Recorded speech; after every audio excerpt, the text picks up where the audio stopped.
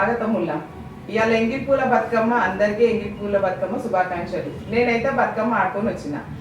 మా కెమెరామెన్ అయితే నన్ను బతుకమ్మ ఆడని ఒకటే ఫోన్లు చేసి సావదొబ్బుతుండు. మీరన్నా మంచిగా ఆడుకుంటున్నారని అనుకుంటున్నా.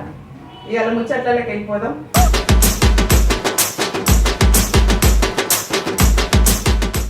మన కొండ సురేఖక్క మళ్ళీ ఒకసారి వార్తలలోకి వచ్చిందిలా.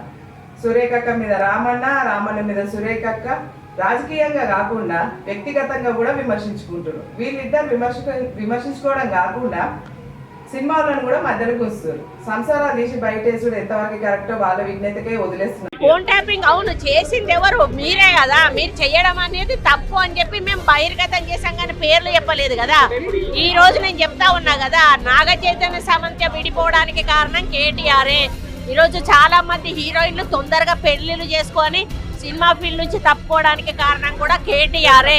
ఆయన ఆ రోజు మత్తు పదార్థాలకు అలవాటు పడి వాళ్ళను కూడా మత్తు పదార్థాలకు అలవాటు చేసి రేవ్ పార్టీలు చేసుకొని మదమెక్కి వాళ్ళ జీవితాలతో ఆడుకొని బ్లాక్ మెయిల్ చేసి వాళ్ళను ఇబ్బంది పెట్టినటువంటి వ్యక్తి కేటీఆర్.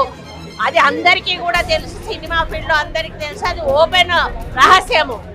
నా క్యారెక్టర్ అసాసినేషన్ చేస్తారు, నా మీద అసభ్యకరమైనటువంటి పోస్టులు పెడతారు. సిగ్గు లేకుండా మీ భారతీయ రాష్ట్ర సమితి పైన పేరుంటది, అకౌంట్ పేరు, కింద మీ ఫోటోలతోటి కామెంట్లు ఉంటాయి.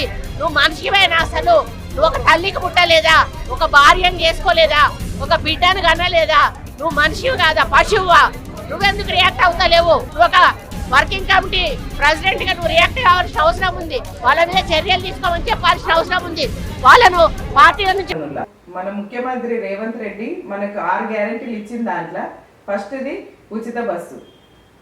అంతకుముందు వాడనోళ్ళు కూడా ఫ్రీ బస్ అనగానే 12 లక్షల మంది బస్సు ప్రయాణం చేస్తుండ్రు. ఇక మన పండుగ వచ్చే ఇక అమ్మలక్క లాగుతారు. 12 లక్షలు పోయి 30 లక్షలకు చేరింది. కాలు పెట్టి కాలు తీసి అందరూ ఆకుంటే చేస్తున్నారు. ఇక పోయేటోళ్ళు జర జాగ్రత్త పోయిరాండ్రులో, ఊర్లోకి పోయేటోళ్ళు ఆ సొమ్ములు గిట్ట జాగ్రత్తగా ఉంచుకొని బస్సులలో ఆడి దొంగలు కూడా ఉంటారు. కొండ నాలుకకి మందేస్తే ఉన్న నాలుక పోయినట్టు అవుతుంది.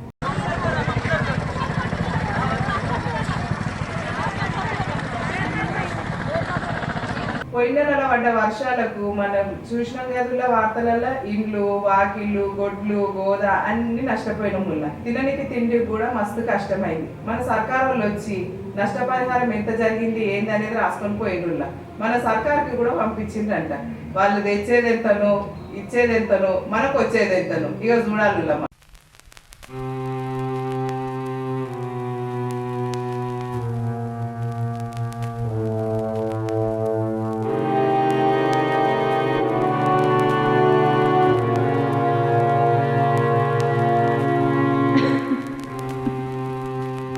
పులిని చూసి నక్క వాతలు పెట్టుకున్నట్టు మన ప్రభుత్వానికి ఏం చేయాలో అర్థమైతలేదు.